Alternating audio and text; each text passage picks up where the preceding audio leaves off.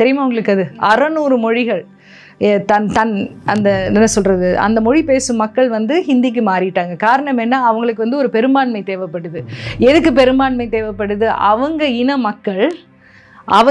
மக்கள் எல்லா ரிசோர்ஸஸ், எல்லா தேசத்தில் இருக்க, அதாவது எல்லா ஸ்டேட்டில் இருக்கிற ரிசோர்ஸஸை எடுத்துக்கிறதுக்கு.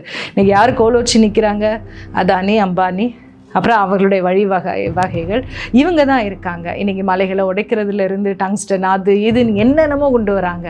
எதுக்கு? எல்லாமே நம்மக்கிட்ட இருக்க ரிசோர்ஸஸ். படையெடுப்புங்கிறது இந்த ரிசோர்ஸஸை நோக்கி தான் நடக்கும்.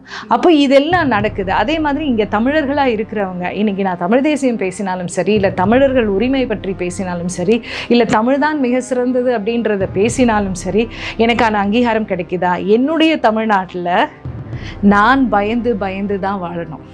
என்னுடைய வணிக வளாகத்தில் நான் தமிழ் தேசியம் பேச முடியாது, தமிழருக்கான உரிமையை பேச முடியாது, என்னுடைய இறை நம்பிக்கை கூடிய அந்த கோயில்களில் பேச முடியாது, என்னுடைய நட்பு வட்டத்தில் நான் பேச முடியாது.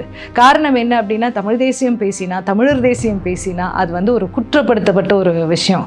சே, இவ்வளவுதானா, நீ ஏன் இவ்வளோ குறுகிய மனப்பான்மையில் இருக்க அப்படின்றத கேட்பாங்க. ஆனால் உண்மை என்ன? இன்னைக்கு இப்போ இந்த வீட்டுக்கான குடும்ப தலைவன் யாரு?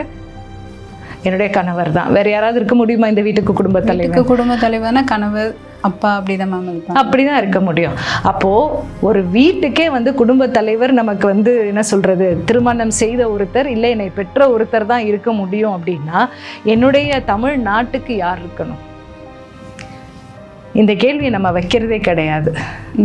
நம்ம என்ன நினைக்கிறோம், வைக்கணும்னு சொல்லிட்டு நீங்க நினைக்கிறீங்க? தமிழரா இருக்கணும்.